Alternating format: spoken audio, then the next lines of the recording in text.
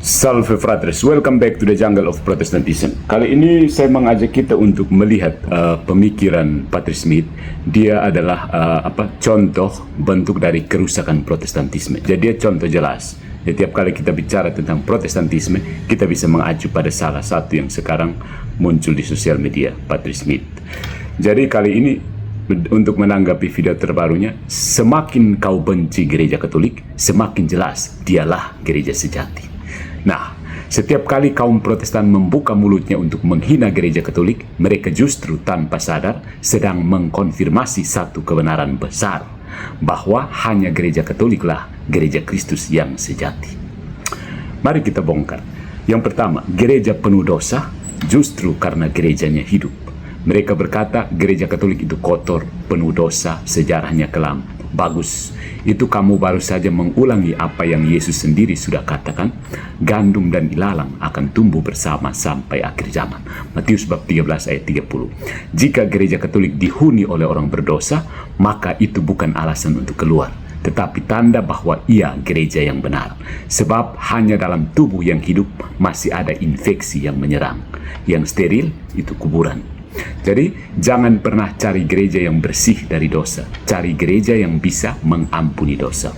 Poin yang kedua, kami kembali ke kasih Kristus, tapi hasilnya 40.000 plus sekte. Mereka menyanyikan lagu lama, kami bukan institusi, kami tubuh organik penuh kasih. Lalu mengapa satu tubuh itu pecah-pecah seperti kaca diinjak palu? Mengapa setiap gereja kasih itu malah saling mengklaim kami yang paling alkitabiah? Ironinya, yang mereka tuduh sesat, gereja Katolik, justru tetap satu, tetap berdiri sejak abad pertama, tetap mengajarkan hal yang sama dari abad ke abad. Sementara mereka baru muncul kemarin sore, berubah doktrin hari ini, bubar besok sore. Hanya gereja Katolik yang cukup besar untuk dituduh segalanya dan cukup tua untuk diingat segalanya. Poin yang ketiga, Katolik pembunuh. Tapi tanpa mereka, kamu tak punya Alkitab.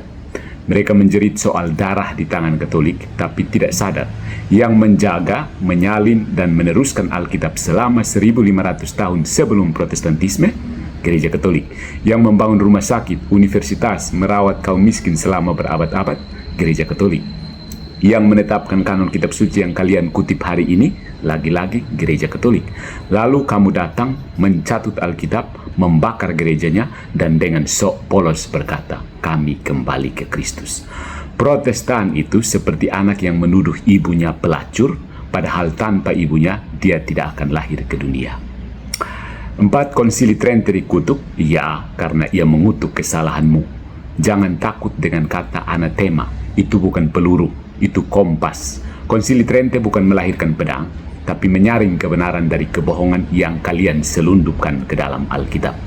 Kalau kamu tersinggung karena dikutuk, mungkin karena kamu sedang berada di sisi yang salah dari sejarah keselamatan.